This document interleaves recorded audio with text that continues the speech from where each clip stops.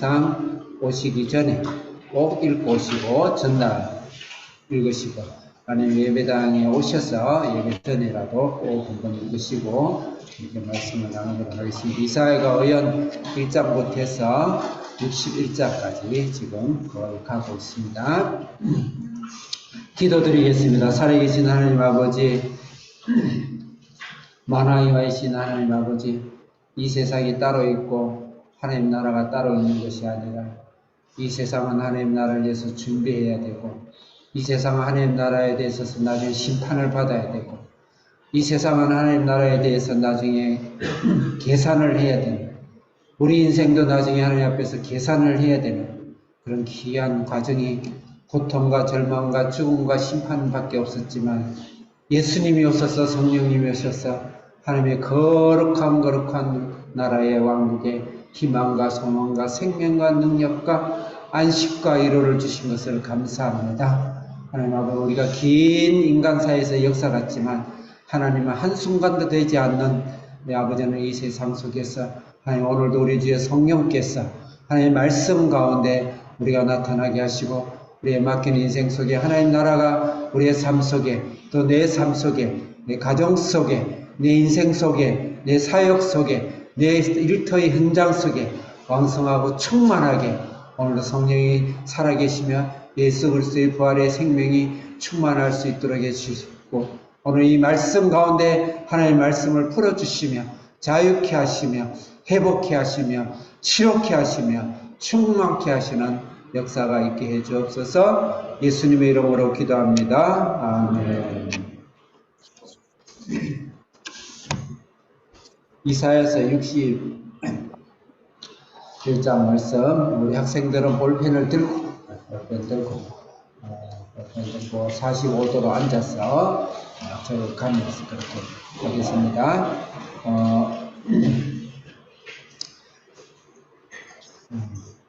이사야서 멀리 내가 범위를 잡지 않고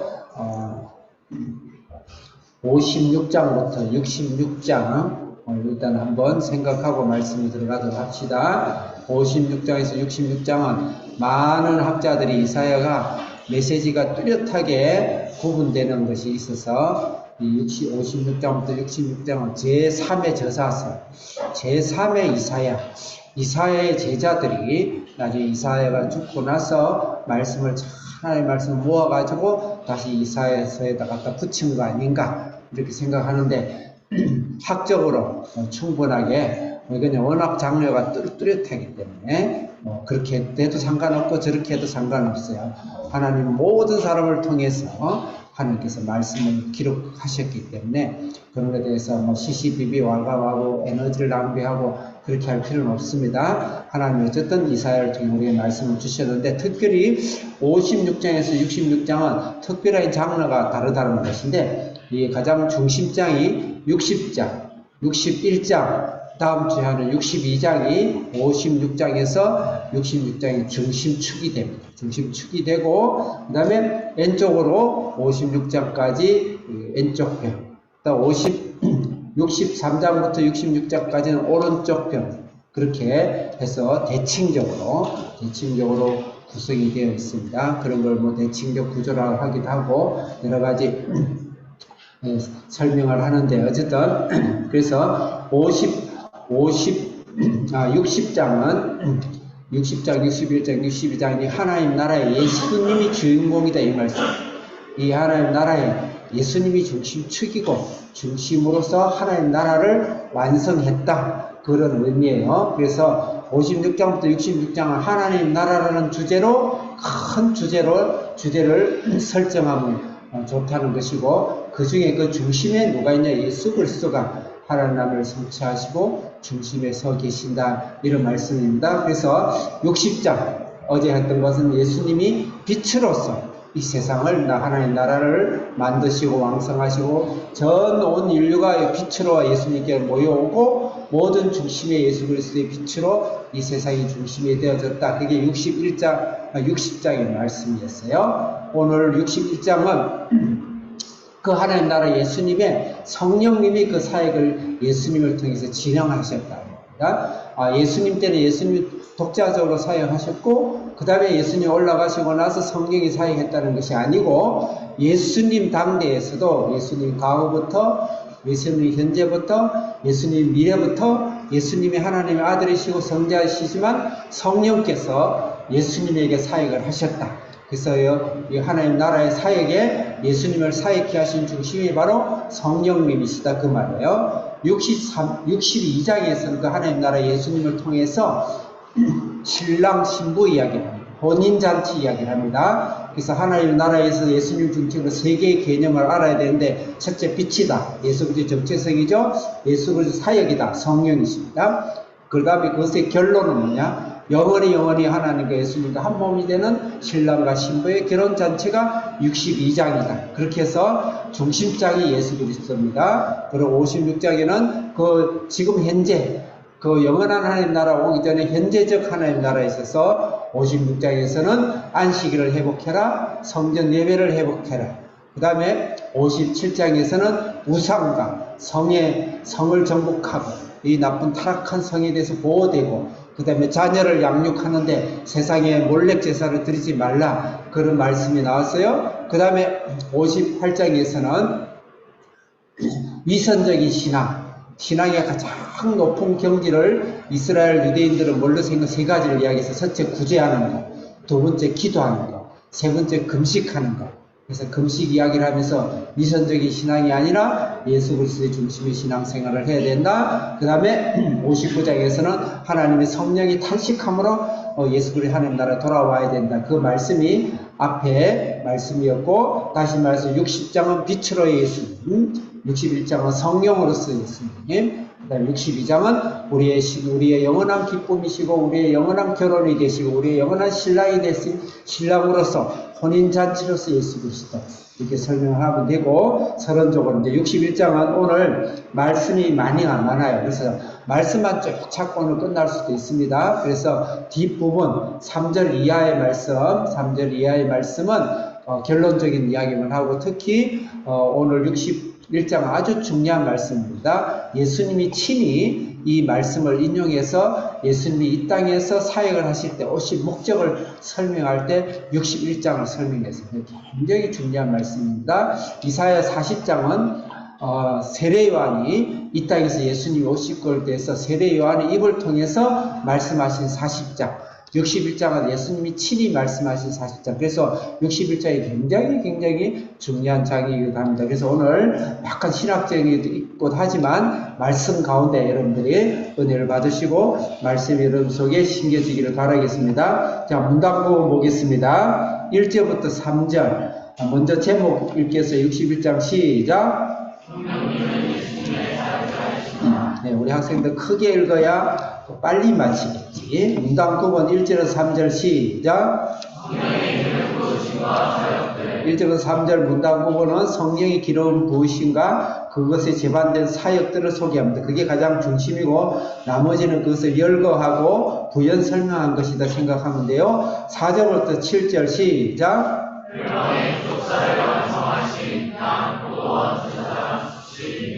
가로 안에 있는 것은 여기에 많이 사용되는 중심 단어들이 양이다, 포도원이다, 제사장이다. 그 다음에 우리 대신 수치와 능력과 죽음을 당하셨다. 이게 뭐예요? 예수님 피 흘리신 제사죠. 그래서 사실은 제사, 다시 말해 구속사를 완성하셨다. 신학적인 의미로 그렇게 이야기할 수 있습니다. 꼭 그렇게 안 보겠다. 상관없습니다. 우리 안에 있는 내용을 파악할 때 이렇게만 빨리 들어오고 또 전혀 틀린 것이 아니죠. 8절에서 9절 읽겠습니다. 시작.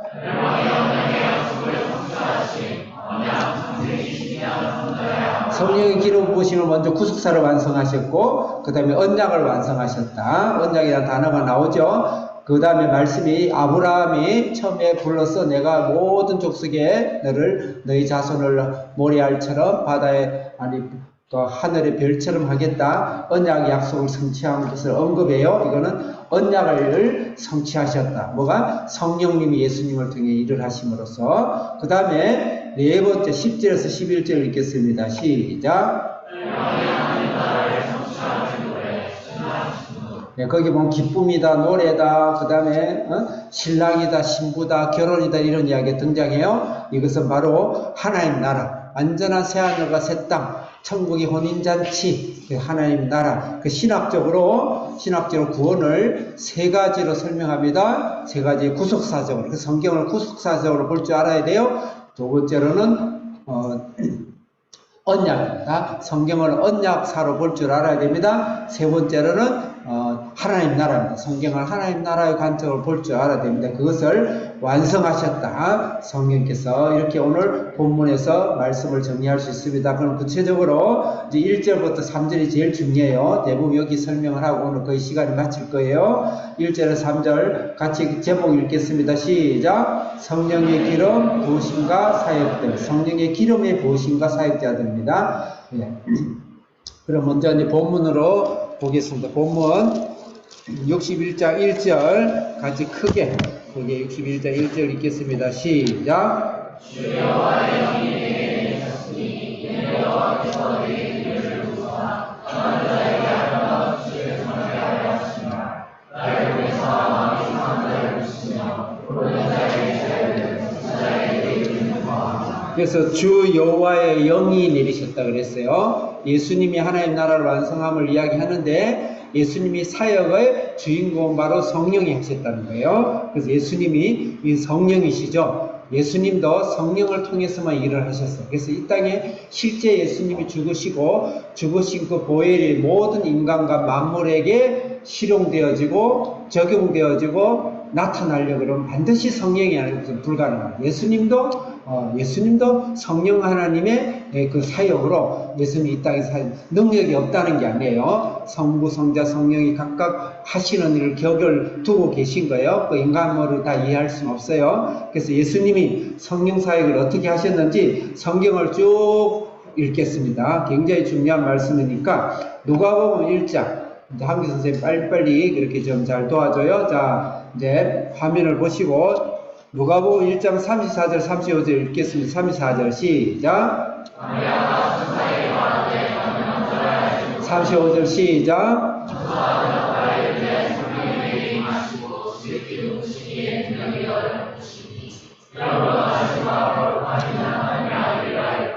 하나님의 아들 예수 그리스도 성령을 통해서 이 땅에 잉태되어 왔다는 것이죠. 여기까지 오게 하는 것도 예수님 본인이 스스로 올 수 있겠지만 우리는 그 신비한 그 비밀은 다 알 수 없지만 성령님을 통해서 이 땅에 오셨다는 거예요. 오늘날 우리가 성령님에 대해서 얼마나 많이 무관심하고 많이 소외하고 많이 신경을 쓰지 않고 신앙생활을 하고 있는데 그건 굉장히 위험스러워. 어쩌면 위험스러운 일을 지금까지 충분히 했는데 앞으로 우리 신앙 안에서는 그렇지 않아야 된다고 생각을 합니다. 누가복음 3장 21절에서 22절, 3장 21절 한 칸 더 넘어갔어요. 네. 안 적었나요? 저거랑 내가 오늘 말씀이 많아가지고 그러면 여러분 누가복음을 좀 펴보기 바랍니다. 누가복음 3장 성경을 다 펴봅시다. 실수로 빠져서 그래요. 누가복음 3장 21절 읽겠습니다. 21절 자 시작.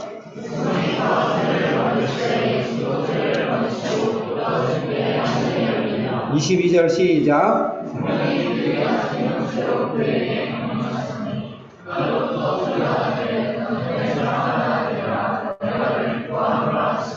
예수님이 공생애를 사시기 전에 하나님의 일들을 본격적으로 하기 전에 세례요한의 세례를 받을 때 성령이 내려오셨어요. 그 예수님을 이끄셨습니다. 예수님은 성령을 통하지 않고는 당신이 하나님임에도 불구하고 절대 한 발짝도 움직이지 않았다.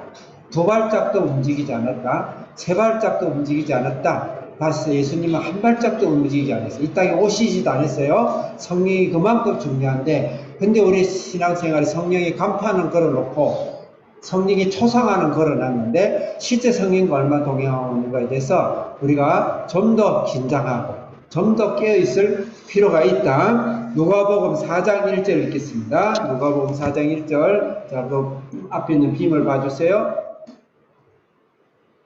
4장 1절 시작.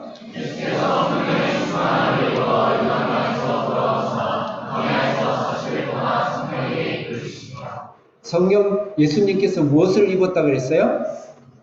무엇을 입었다고요? 다시요. 무엇을 입었어요? 성령 충만을 입었어요. 예수님은 성령님이시고 하나님과 동일하신데 뭘 입을 게 뭐가, 성령을 받을 게 뭐가 있어요? 예수님 자신이 하나님이신데, 근데 예수님은 반드시 성령을 입으셨다. 사람 아니야. 예수님은 하나님이시에요. 근데 성령을 입으셨다. 그래서 우리가 경각해야 됩니다. 예수님도 성령으로 필요해서 이 땅에 사역을 했는데, 우리 인간이 감히 성령에 대해서 신경을 쓰지 않고 절대절명의 기준을 둬야 돼요. 성령이 아니면 한 발짝도 나가면 안 돼요. 한 발짝도 나가면 안 된다고. 예배도 한 발짝도 나가면 안 돼요, 사실. 그 다음에 14절 읽겠습니다. 시작.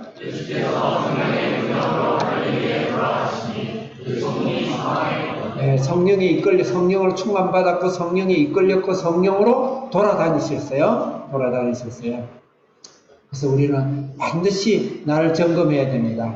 나는 성령의 지배를 받고 살고 있는가? 성령과 동행하고 있는가? 성령이 아니면 나는 움직이지 않겠다고 결단하고 계신가? 네, 굉장히 중요한 일이죠. 예수님 따라 해야 되겠죠. 그 다음에 누가복음 사도행전 10장 38절 읽겠습니다. 시작.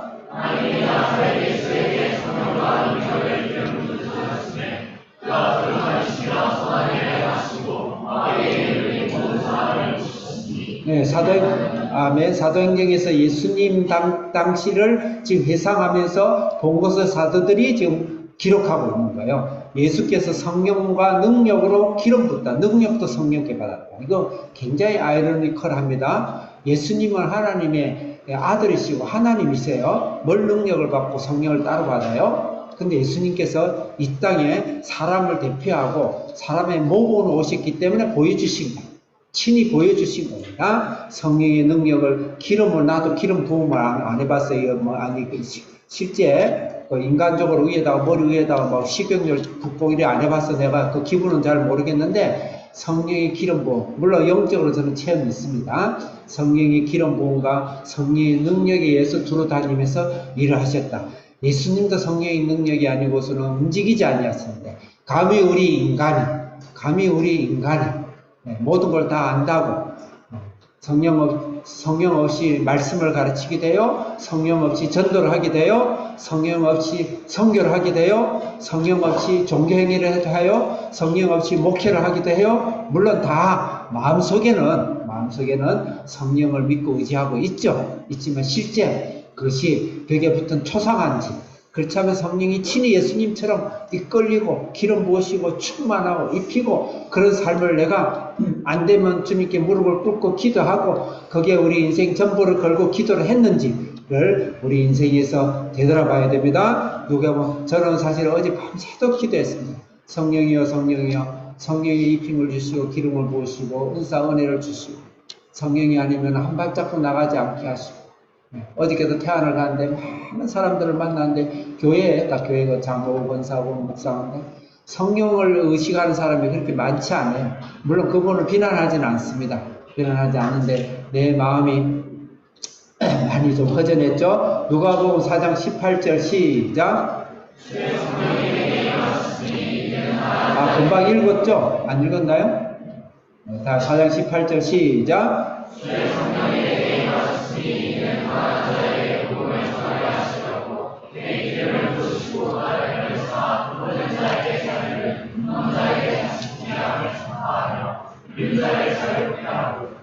여기 하나 좀 빠졌는데, 성령이 이끌려가지고 예수님이 그 사탄 시험 40일 금식 기도를 합니다. 40일 금식 기도하고 사탄의 시험을 받는데 그때 성령이 이끌려갔다고 했어요. 그러고 나서 그 다음 누가복음 4장 18절 이야기가 나오는 겁니다. 이제 본격적으로 말씀을 전할 때 주의 성령이 임하시는데 이 말씀이 바로 오늘 이사야서 61장 1절에서 3절의 주제가 되는 겁니다. 성령. 근데 가장 중요한 건 뭐냐? 우리가 희년의 해다, 가난한 자에게 복음을 전해줬다, 그다음 포로된 자에게 자유게, 눈먼 자에게 보게 했다, 영적으로 사람들을 구원했다, 이 말씀을 하는데 주의 성령에 대해서는 우리가 관심을 덜 하기도 하죠. 중요한 건 성령을 이야기하는 겁니다. 오늘 본문에서 성령은 딱 한 단어 나오지만 사실 성령을 이야기하시는 겁니다. 성령이 사역이에요. 내 사역이 아니죠. 그 다음에 사도행전 누가복음 24장 49절 시작.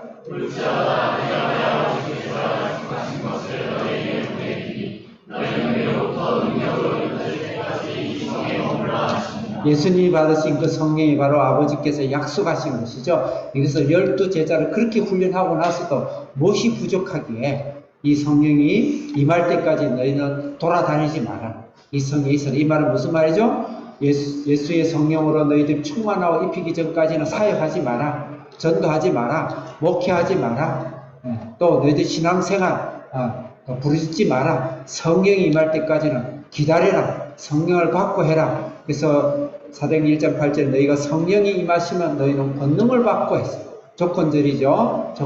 앞에 조건절 충족 안 하면 뒤에 오는 기속절은 의미가 없어요. 조건절에 성령이 임하시면 항상 우리는 무슨 일을 하든지 사업을 하든지 직장생활을 하든지 하나님 일을 하든지 가정생활을 하든지 자녀를 키우든지 공부를 하든지 성령이 임하시면 이게 우리가 항상 신중해야 됩니다. 5절 읽겠습니다. 내가 지금 말씀하다 보니 몇 절 읽는지 모르겠어요. 사도행전 1장 4절 읽겠습니다. 시작.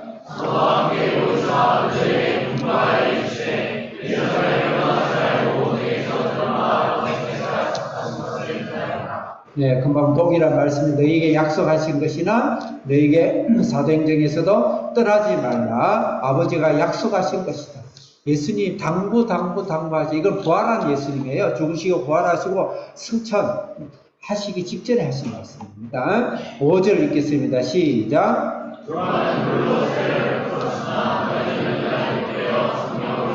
성령이 세례라는 단어를 썼죠. 기름으로 부어고 이제 이번 주 다음 주에 우리 물세례를 줄 것인데 그 물세례를 주듯이 성령이 물세례는 물세례고 성령세례는 성령세례예요. 중요한 것은 물론 그게 따로다 번호하고 성령이 따로다 그게 아니에요. 그게 아니고 중요한 것은 성령세례가 실존하고 있다 이 말씀을 드리는 겁니다. 그 다음에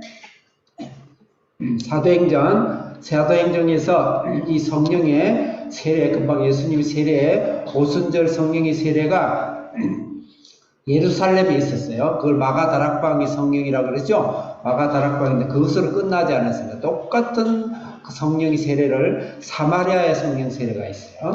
또 그것으로 끝나지 않았어요. 사마리아 끝이고 땅끝까지 가는 안디옥이 가까이 있는 가이사라의 성령 세례가 있었어요. 그것으로 끝나지 않았어요. 사도 바울이 1차 전도, 2차 전도, 3차 전도 때 그런 사건이 많았는데 특히 3차 전도 때 에베소에서 또 성령 세례를 동일한 마가다락방의 성령 세례를 행하신 것이 있어요. 왜 이 말씀을 우리가 알아야 되냐면 성령세례, 마가다락방에 있었던 성령세례 성령의 임재는 인정하는데 그것은 그때 한 번으로서 이루어진 거다. 그래서 저수지에 물을 가두듯이 이미 내려왔기 때문에 저수지에서 물 뺐듯이 조금 쓰면 되는 것이 따로 성령이 임하는 것은 아니다. 그게 사실 오늘날 장로교의 교리예요. 물론 장로교리 틀린 게 아닙니다. 아브라함 카이퍼 칼빈의 후에 마지막 교부 같은 분이 아브라함 카이퍼인데 아브라함 카이퍼가 저수지를 이론을 하고 있어요.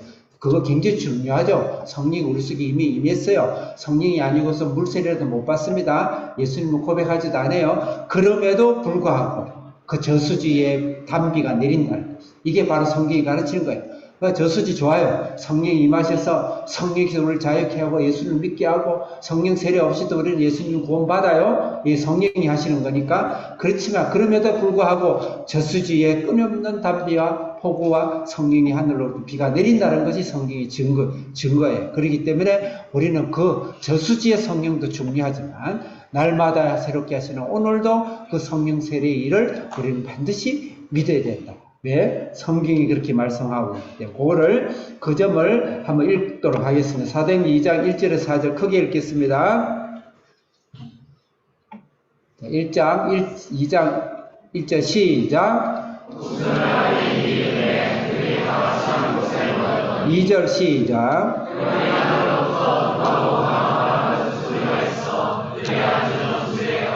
크게 3절 시작. 잘하고 있어요. 뭐든지 크게 해야 성령이 임해요. 4절 시작.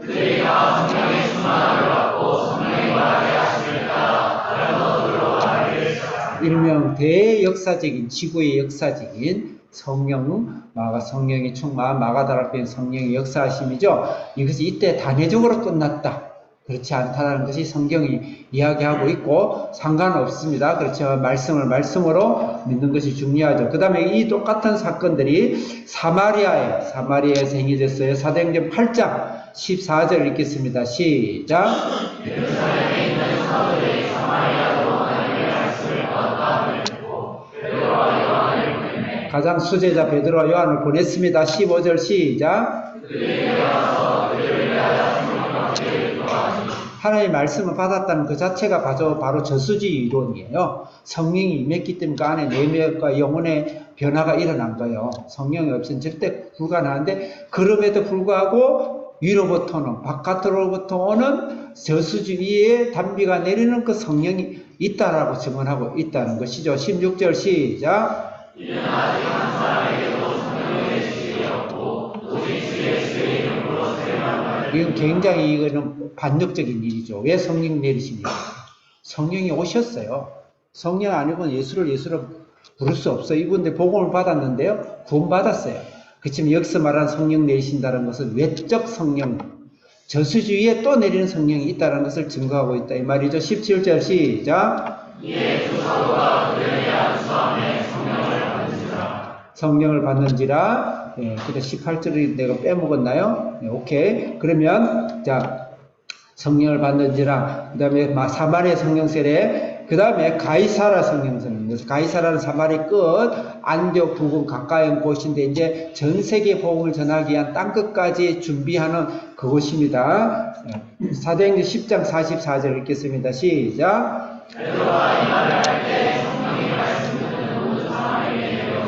이 말씀은 배경이 뭐냐면 고넬로라는 이방, 아주 완전 이방, 개돼지 같이 해서 절대 옆에 가까이 가도 말을 걸어도 안 되고 같이 앉아도 안 되는 그 고넬로에게 하나님 환상을 주셨는데 네가 베드로를 만나라 그랬어요. 그 베드로에게도 또 성령의 동이 나타서 네가 고넬로를 만나라. 근데 보니까 위에서 만나라는 그 말씀을 환상 속에서 바구니에다가 절대 레위기 11장 12장, 13장, 14장, 15장에 걸쳐서 하는 절대 먹어서는 안 되는 아주 징그러운 짐승들을 가득 놓고 그걸 먹어라. 3번이나 이야기를 했어요. 그 사건이 일어나고 나서 베드로가 하나님께 순종해서 이건 이방인을 만나라는 말씀을 듣고 고넬로를 찾아가요. 찾아갔을 때 말씀입니다. 45절 읽겠습니다. 시작. 베드로와 함께 너무너무 놀란 거지. 이방인에게도 이 성령의 마가다락방의 성령의 부음이 지금 이 자리에서 일어났다 이 말입니다. 그래가지고 46절 시작. 방언, 통역, 예언, 귀신 쫓음, 병 고침, 기적과 표적과 이적, 이게 바로 성령 세례인 것입니다. 성령이 저수지 중요해요. 내 안에서 깊은 저수지 같은 강 같은 평화, 예수 그리스도의 고백, 그 위에 표면적으로 일어나는 성령 세례가 반드시 있는 것이 오늘날 우리 성경이 가르치는 성령 세례고 성령의 일이다. 그것까지 포함해서 오늘 이사야 61장에 하나님의 성령의 영이 임하셨다 이 말씀인 것입니다. 그 다음에 사도행전 11장에 설명, 그 해명하는 건데 11장 3절 읽겠습니다. 시작. 누가 우리에게 말하기를 천사가 내 주에 서서하되 내가 사람을 누가에 보내어 베드로라 하는 시몬을 청하나. 예, 그 다음 14절 시작. 15절 시작. 내가 말을 시작할 때 성령이 우리에게 임하시기를 처음 우리에게 하신 것과 같이 하는지라. 처음 우리에게 하신 것이요. 이 처음 우리에게 하신 것을 어디를 말합니까? 마가다락방, 오순절 마가다락방을 얘기해요. 그때와 똑같이 하더라. 그래서 절대 일회용이 아니에요. 성령의 마가다락방은 일회용이 아니라는 걸 말씀하고 있어요. 16절 시작. 내가 주의 말씀에 요한은 물로 세례를 베풀었으나 너희는 성령으로 세례를 받으라. 네, 그걸 금방 10장인 것을 부연 설명하고 있습니다. 마지막으로 한참 지난 1차, 2차 전도 지난 3차 전도 때 에베소에서의 사건입니다. 사도행전 19장 1절 읽겠습니다. 시작. 바울과 고린도에 있을 때 바울이 2절 시작.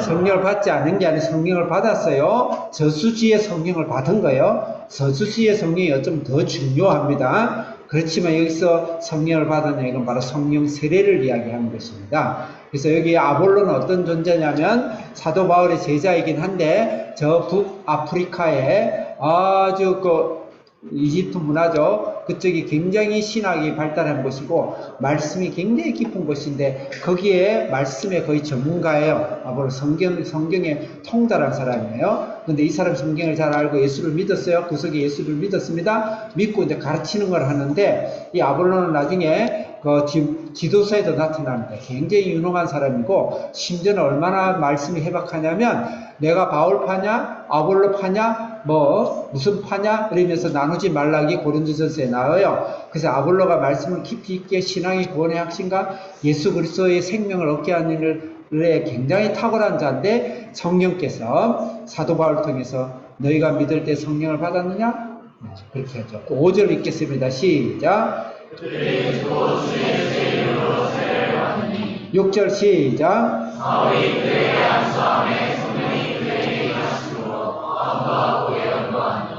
바울이 안수하죠. 안수해서 성령이 임함으로 방언도 하고 예언도 하고. 그래서 앞으로 우리는 성령의 저수지 같은 성령은 당연하고 날마다부터 이루어오는 단비가 내리는 성령의 마가다락방에 일어났던 동일한 성령의 역사하신 그걸 성령 세례라고 일명 신학자를 이야기하는 사람이 많아요. 그래서 날마다 소원하고 저도 여러분들에게 앞으로 성령 세례도 주고 방언도 하게 하고 통역도 하게 하고 하나님의 영적인 능력도 나타나게 하고 하는 우리는 어린아이든 어른이든 간에 항상 그것을 사모하고 그런 예배를 드려야 된다 말씀을 드립니다. 그 다음에 5번 여러분 문제 2번 읽겠습니다. 2번 시작.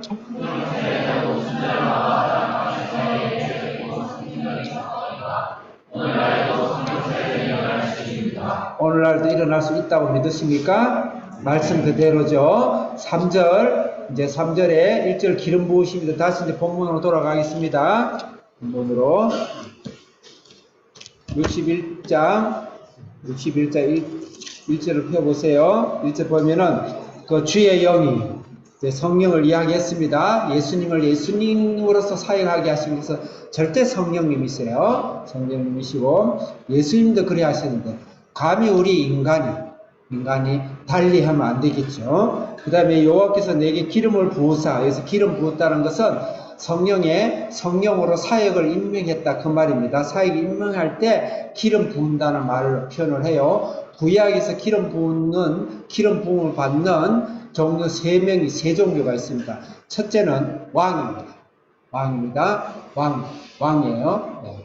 왕이 기름 부음을 받아요. 그 왕이 기름 부음 받는다는 말은 뭐냐면 왕은 하나님 나라를 대표하는 거예요. 하나님 나라를 통치하시고 권세를 다스리시고 주인이시고 그래서 다윗 왕은 바로 예수님이 이 하나님 나라의 주인이라는 그런 언약적 관계에서 다윗 왕을 이야기하고 있는 거예요. 그래서 왕이라는 것은 바로 하나님 나라를 설명할 수가 있어요. 두 번째로는 제사장에게 기름을 붓습니다. 제사장은 뭡니까? 제사를 지내는 거죠. 예수님을 잡고 양의 목을 따서 피를 흘리게 하고 각을 떠서 태우고 피를 뿌리고 하는 하나님께 나가서 피 없이는 제사함도 없고 예수님이 죽으심이 바로 제사죠. 이 말은 무엇입니까? 바로 구속이죠. 예수님이 구속을 이야기하는 것입니다. 세 번째로는 선지자죠. 선지자에게 기름을 붓습니다. 선지자는 말씀을 증거하는 것이죠. 하나님의 말씀을 마지막으로 증거하고 하나님의 말씀의 언약을 이야기하는 새 언약을 이야기하는 언약을 완성하시는 것이 바로 선지자에게 맡기는데 바로 선지자에게 기름을 붓는 것입니다. 그래서 하나님 나라와 또 구속사와 언약 신학적인 주제이긴 하지만 그곳에 우리에게 기름으로써 성령이 오셔서 이를 완성하셨다 그렇게 생각할 수가 있습니다. 그러면은 성령이 오셔서 기름 부음 받음으로써 5가지 정도의 사역이 있습니다. 여러분 나라들이 교환을 한번 봅시다. 교환을 보면 제일 밑에 5가지 이사야서 61장과 누가복음 4장을 비교하고 있는데, 자, 5가지를 한번 찾아봅시다. 괄호 안에 여러분들이 한번 넣어보세요. 여러분 1절부터 1절에 있는 말씀을 찾아서 1절, 2절 말씀을 찾아서 첫째, 누구에게 복음이 전해졌죠? 누구에게 복음이 전해졌어요? 황기 선생님, 누가복음 4장 16절에서 21절 거기 띄울 수 있나요, 지금? 네? 자, 누가복음 4장 16절. 네? 뭐가 잘못됐네. 네? 그 다음에 계속 19절을 펴보세요. 이 사도행전이잖아. 누가복음. 잘못했나요? 네, 어쨌든 커뮤니케이션이 안 되네. 네. 누가복음 4장을 펴기 바랍니다.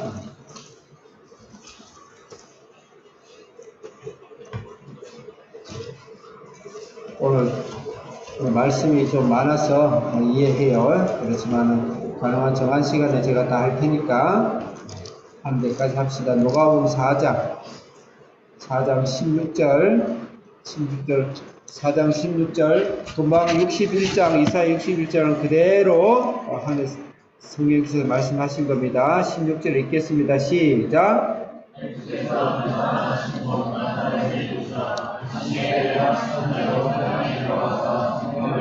17절 시작. 18절 시작.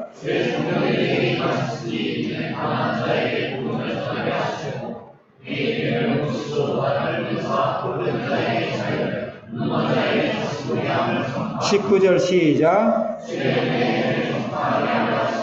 21절 시작.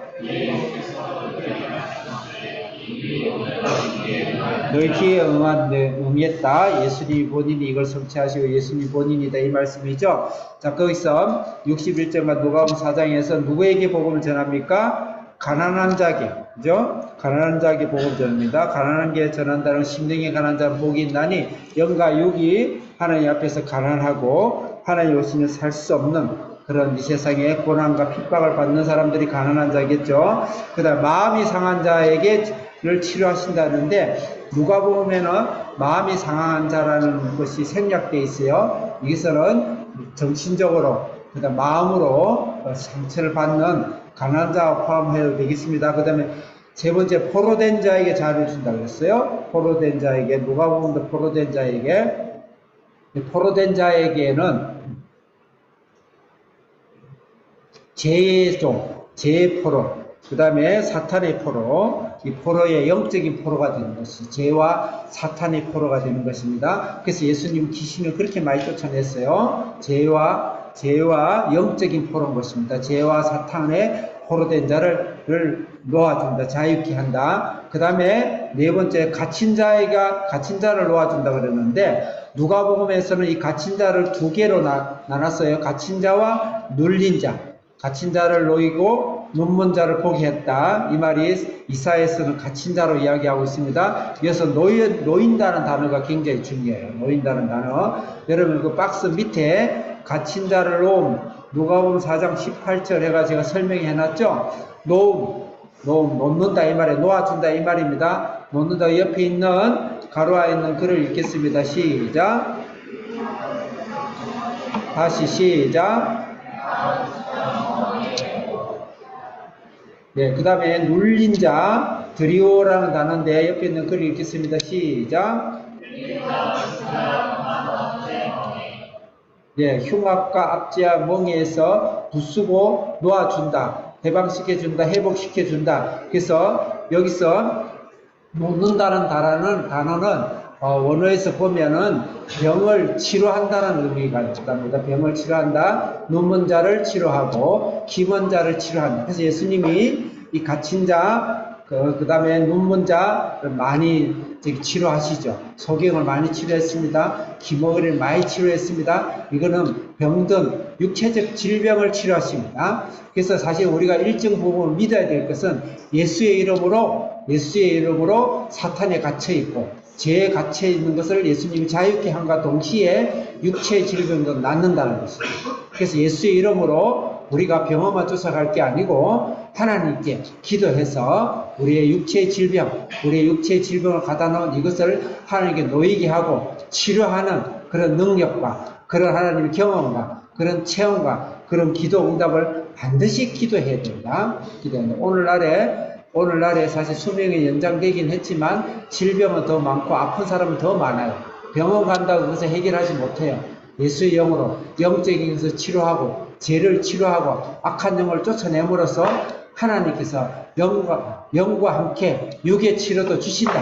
그래서 우리 예수님께서는 참 굉장히 대다수의 일을 병든 자를 고치는 일을 했다. 그렇게 볼 수가 있습니다. 그 다음에 마지막으로 은혜의 해, 하나님의 은혜의 해, 보복의 날의 슬픔을 위로한다. 하나님의 은혜의 해를 하나님께서 해에 위로를 주신다 그랬어요. 이 하나님의 은혜의 해는 굉장히 중요한 단어입니다. 근데 이사야에서는 하나님 은혜의 해와 보복의 날이 두 개가 같이 동시에 들어가 있는데 누가복음은 은혜의 해만 돼 있어요. 이것은 사실 동전의 양면입니다. 하나님의 은혜의 해, 이것은 헤세드입니다. 헤세드, 하나님 절대적인 은혜. 그걸 동전 뒷면을 뒤집어 보면 그거는 바로 하나님 절대 은혜는 예수 그리스도의 죽으심과 고난과 대속하심으로 예수님이 대신 저주받으심으로, 헤렘은 저주예요. 그래서 슬픔, 보복의 날은 바로 예수님이 보복을 당하신 것이죠. 하나님께 보복을 당하신 거예요. 하나님께 저주를 받으신 거예요. 하나님께 심판을 당하신 거예요.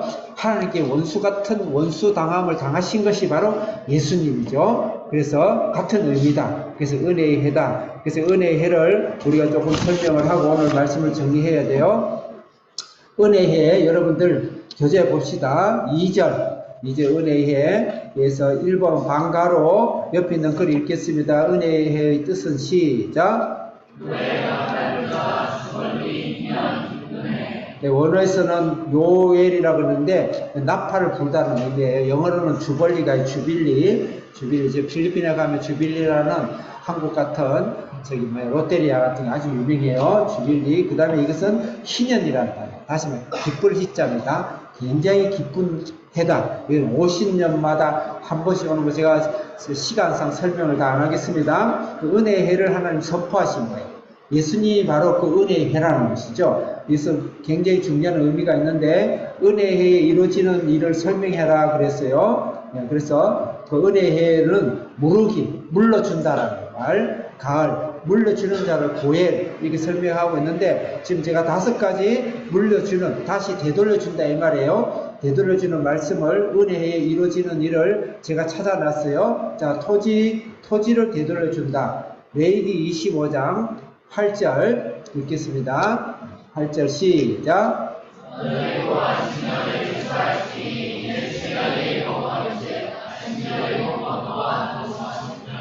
예, 77에 49에다가 50년째 은혜입니다. 9절 시작.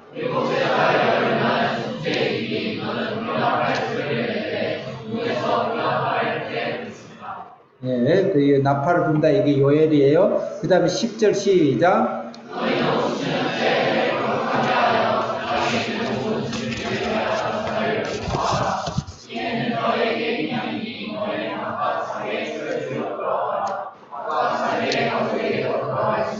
돌아가는 것이죠. 되돌려주는 것입니다. 그 다음에 그래서 여기서는 토지를 다 돌려주는 것입니다. 50년마다 토지를 다 돌려줘요. 이거 참 설명하려면 긴데 어쨌든 그 정도만 합시다. 그 다음에 노예, 내가 돈이 없어가지고 몸이 팔려갔어요. 내 자녀를 팔려갔어요. 우리나라가 50년, 70년 전만 해도 조선 말기 때는 팔아먹었습니다. 딸도 팔아먹고 아들도 팔아먹고 돈이 없어가지고 본인은 팔려가는 걸 그는 노예라 그래요. 그래서 레위기서 25절 돌려주라. 50년 뒤에는 39절 읽겠습니다. 시작.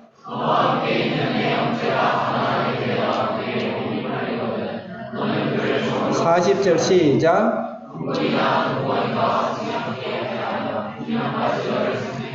예, 그래서 노예도 풀어주고, 그 다음에 이자도 돌려줘라. 다시 레위기서 25장 35절 읽겠습니다. 시작.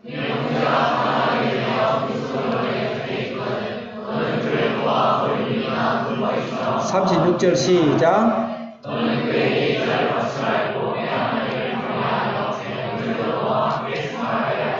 그 다음에 부채, 빚도 돌려주라. 되돌려 주라. 받지 마라 이 말이죠. 신명기 50년째 말이죠. 신명기 15장 1절 읽겠습니다. 시작. 7년의 안식년에도 그랬어요. 그렇지만 크게 하는 것은 50년이에요. 같은 의미예요. 2절 시작.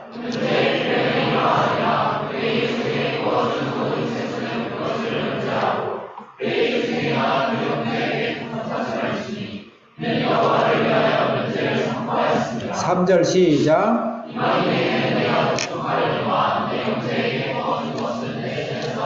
여기서 이방이라는 건 세상을 말합니다. 세상에서 돈을 버는 것은 상관이 없어요. 우리 기독교 하면 공산주의처럼 집단 농장처럼 같이 해서 같이 나눠 먹고 그것 절대 그런 적이 없습니다. 성경에서는 자유시장이에요. 자유시장입니다. 가족 단위 열심히 일해서 뭔가 실패하고 깨어러가지고 술 먹고 그냥 자고 그냥 까먹고 이래가지고 다 팔려서 빚지고 아들 딸 다 종살이 가고 그렇게 했으면 너는 고생을 하더라도 자녀에게는 고생을 물려주지 말아. 그래서 50년 만에 돌려주는 거예요. 절대 자기 책임이 필요한 거예요. 마치 공산주의처럼 안 하는 놈이나 잘하는 놈이나 같이 똑같이 먹자. 그런 거 성경 그런 적이 없습니다. 그래서 여기서 중요한 것은 이방인에게는 얼마든지 장사를 할 수가 있다. 이런 의미에 있어서 제가 설명을 더 드린 거예요. 그 다음에 진무르기. 자, 레위기 25장 29절 읽겠습니다. 시작.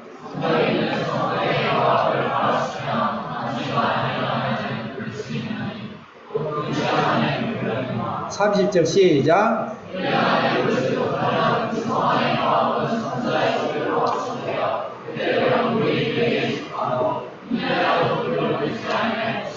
집은 앞에 나오는 거하고 크게 다른 점이 뭐냐면 집은 자기가 직접 만든 생산하는 거예요. 생산. 그러니까 생산하지 않은 땅은 돌려줘야 되지만 내가 만들고 내가 노동한 것은 내 영원한 소유가 돼서 1년 내로 물을 같으면 돈을 받고 집을 물려줄 수 있지만 1년 이후에는 성 안에 가고, 이 말은 뭐냐면 시장 경제입니다. 그래서 열심히 돈을 벌고 시장 행위를 할 수 있고 그 돈은 내 것이 돼도 안 돌려줘도 돼요. 그 생산물에 대해서는 자유롭게 시장에서 하되, 그렇지 않은 내가 생산하지 않은 하나님의 것, 땅은 하나님 거죠. 사람도 하나님 거죠. 내 자녀도 하나님 거죠. 그는 50년간은 네가 고통을 받아라. 네가 잘못했으니까 50년째는 반드시 돌려주라. 그게 하나님 법이에요. 제가 이렇게 길게 이야기한 건 무엇이냐면, 예수님이 희년을 발표했죠. 희년 발표했는데 이 희년은 포로된 자유 또 없는 자 자유, 영적. 첫째는 영적으로 우리를 포로된데서 자유를 주고 구원하고 영적인 구원입니다. 두 번째로는 도덕적인 구원이 있습니다. 도덕까지도 하나님 앞에서 거룩하게 닮아가는 신앙의 양심을 가지고 살아가고 하나님을 닮아가는 성품을 받아가야 된다. 세 번째 중요한 이야기입니다. 물질에 대한 하나님 안에 있어서 희년도 선포해야 됩니다. 오늘날 교회가 크게 손을 놓은 것이 물질에 대한 무관심이죠. 네가 알아서 편안해라. 네가 알아서 배부르라. 네가 안에서 잘 자라. 독사의 자식들아, 그 야고스에 행함이 없는 믿음은 죽은 믿음이다. 죽은 믿음이 뭐 구원을 받는지 안 받는 건 나중에 이야기. 예수를 믿으면 무조건 구원 받아요. 그런데 중요한 겁니다. 이것을 바로 성경에서 시민법이라고 합니다. 사회법이죠. 그 사회적 구원. 교회가 이 일을 감당을 안 하기 때문에 공산주의가 일어나는 거예요. 이슬람이 일어난 거예요. 이슬람은요, 땅 다 나는 쪽이 다 와라 해서 온 유럽에 있는 모든 교회가 다 넘어갔죠. 교회가 오늘날에 반드시 교회 안에서 성도들의 삶에, 물질의 삶에 관심을 가요. 물질을 해가지고 너희들 다 도와주라. 그 말이 아니더라도 물질에 관심을 가져야 돼요. 작으면 작은 대로, 크면 큰 대로. 미국 같은 건 전 나라가 그냥 교회예요. 그런 데 있어서는 특별히 하나님께 심판을 받을 것입니다. 유럽에서는 전 나라가 다 교회로 삼아줬는데 그 일을 못했기 때문에 공산주의가 일어난 것이에요. 그래서 우리 오늘날 교회가 사회적 사명을 다해야 돼요. 그 전에는 반드시 중요한 건 예수의 보혈만의 구원입니다. 그 다음에 영적으로 죄를 사함받고 사탄을 쫓아내고 병을 쫓아내고 하는 영적인 것을 해결하는 제사법과 그 다음에 하나님의 거룩함을 닮아가는 영적인 열매, 성령의 열매, 사랑과 희락과 화평과 오래 참음과 자비와 양성, 충성과 온유와 절대 영적인 내적인 열매, 그 다음에 세 번째 더 나아가서는 삶의 열매, 물질의 열매. 이 사회에서 이 땅에서 수 없는 사람이 고통하며 물질이 없으며 이 부분에서 교회가 얼마나 많은 관심을 갖고 있는가에 대해서 반드시 신경을 써야 되고 그 세계가 온전해질 때 하나님 나라가 완전히 임해지고 예수님이 오신 목적이 성취되고 예수님이 오신 목적은 거기까지 포함된 것이다. 그래서 예수님은 가난한 몫으로 왔습니다. 대부분 예수님 만난 자는 다 가난한 자였어요. 그러니까 예수도 없는 자들이 예수님이 거듭남도 없고 예수님 보혈도 없고 성령 체험도 없고 하는 것들이 이런 선지서를 보니까 사회적 혁명을 예수님이 하시고 성경에서 이렇게 했거든요. 그러니까 그거를 들고 일어나서 온 세상을 그냥 쓰레기밭을 만들고 악마밭을 만들어 놓은 거예요. 오늘 공산주의 보세요. 북한에 가보세요. 소말리아보다 더 많이 굶어 죽는데 너나 잘해, 너나 잘해. 네. 중국도요. 중국도 1억 명이 지하교인이었어요. 그때 이제 물질이 축복을 받은 거예요. 그 전에 엄청나게 가난했습니다. 목대떡 혁명요. 거의 거지였어, 거지. 한국이 가난해도 중국 사람 같이 안 어울리려고 그랬어요. 그 정도 가난했어요. 동구 어디를 가보세요. 하나님 없는 곳에. 그래서 우리가 하나님 앞에서 이 땅에서 우리가 예수를 믿으면서도 그래서 사회적 사명을 다하기 위해서 공부 열심히 해야 돼요. 보고만 전하면 돼. 기도만 열심히 하면 돼. 네? 절대. 이 땅에서 하나님 주신 그때에 맞는 시간에, 그때 맞는 절기에, 그때 맞는 시기에 공부할 사람 공부하고 돈을 열심히 벌어야죠. 직장생활 열심히 해야죠. 사업 열심히 해야죠. 네. 사회생활 열심히 해야죠. 단지 세상에 취하지 말라는 거죠. 복음을 증거하기 위해서 내 배를 불리기 위해서가 아니고 그러면 이 가난한 자를 돕기 위해서 우리는 반드시 이 세상에 물질적으로도 우리는 정복해야 돼요. 하나님 절대적인 특권인가요? 그래서 그것이 바로 희년의 해인 거예요. 그것이 예수님의 제사법과 그 다음에 도덕법과 그 다음에 시민법까지 완성되는 그런 희년의 해로 가야 된다. 마지막으로 말씀만 읽고 이제 마치겠습니다. 그렇게 했을 때 그 기쁨이 2절 읽겠습니다. 시작. 자, 이제 61장 2절 시작.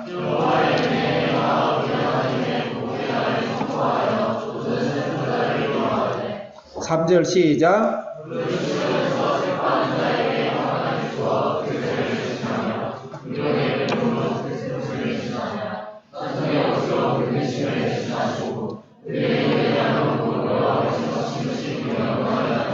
성령이 오셔서 성령이 오시기 전에는 절대 기쁨이라는 것을 여러분들이 체험할 수가 없습니다. 성령이 오셔서 우리에게 기쁨을 주시고 이 세 가지 복을 우리에게 주실 줄 믿습니다. 4절부터 7절까지 쭉 읽겠습니다. 4절부터 7절은 구속사를 완성하셨다. 성령께서 4절 읽겠습니다. 시작.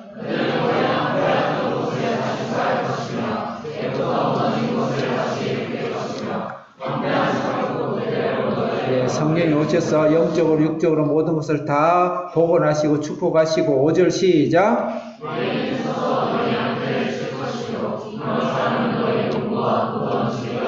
양떼다 포도원이다 이런 단어에 주목해 보세요. 6절 시작.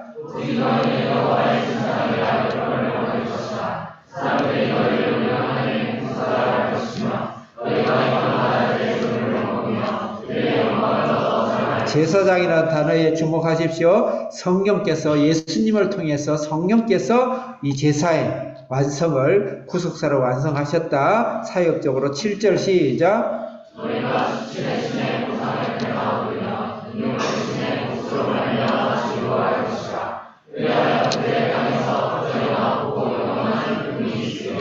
우리 대신에 예수님이 죽으심으로 수치와 능력을 당하셨죠. 8절하고 9절은 8절과 9절은 언약을 성취하신 성령님이 예수님을 통해 언약을 완전히 성취하시는 일을 하셨다. 8절 시작.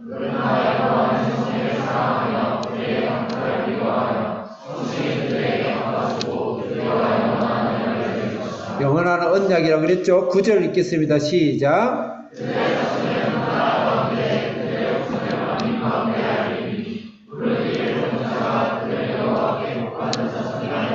그들의 자손을 문나라 모든 나라에 그들의 후손을 만민에게 영원한 복받는 자손이 이건 아브라함의 이삭을 통한 하늘의 별처럼 바다의 모래처럼 언약의 약속이죠. 그 언약의 약속을 성취하셨다. 예수님이 언약을 성취하셨지만 이 땅에 언약이 성취되도록 언약이 되게 하시는 것은 바로 성령님이다. 그 말이에요. 거듭해서 성령님이다. 은혜해가 되려 그러면 성령님이시다. 그 말씀을 지금 하고자 하는 겁니다.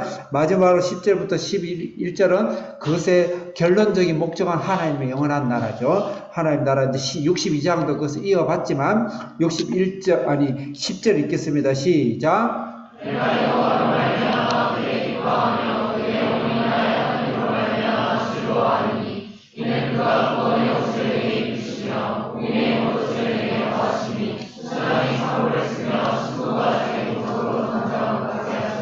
기뻐하고 즐거워한다.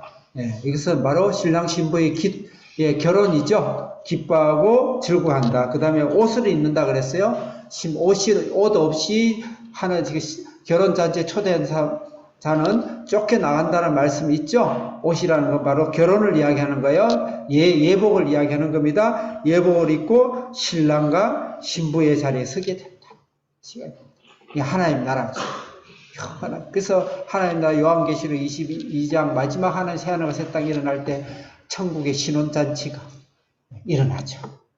예수님을 우리의 신랑 삼고 그 기쁨이라는 것이 천한 기쁨, 하나님 나라를 완성한 그것도 누가 하냐? 예수님이 성취했지만 이 땅에서 실행되게 하는 건 바로 성령님이시다. 그 말씀인 것입니다. 자, 11절 마지막으로 읽겠습니다. 시작.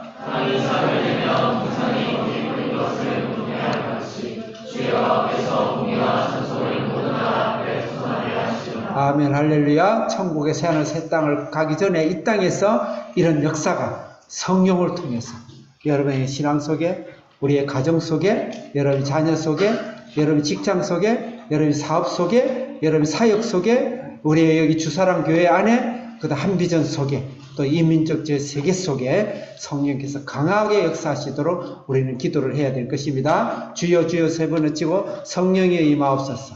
성령이 세례와 능력을 임하옵소서. 예수 그리스도 이 엄청난 하나님 나라를 완성하고 구속을 완성하고 하나님의 약속을 완성한 이 엄청난 일들이 우리의 가정 속에, 이 땅 속에 예면하지 마시고 지금 이 폭우가 쏟아지듯이 마음을 가물은 땅에 단비가 내리듯이 성령이여 내 마음 속에, 내 가정 속에, 내 직장 속에, 내 인생 속에, 내 자녀들 속에, 우리의 이 대한민국 이 사역 속에 임하게 하여 주옵소서. 주여 주여 세 번 크게 외치고 기도하겠습니다. 주여 주여 주여. 오 살아계신 하나님 아버지, 성령이시여 성령이시여.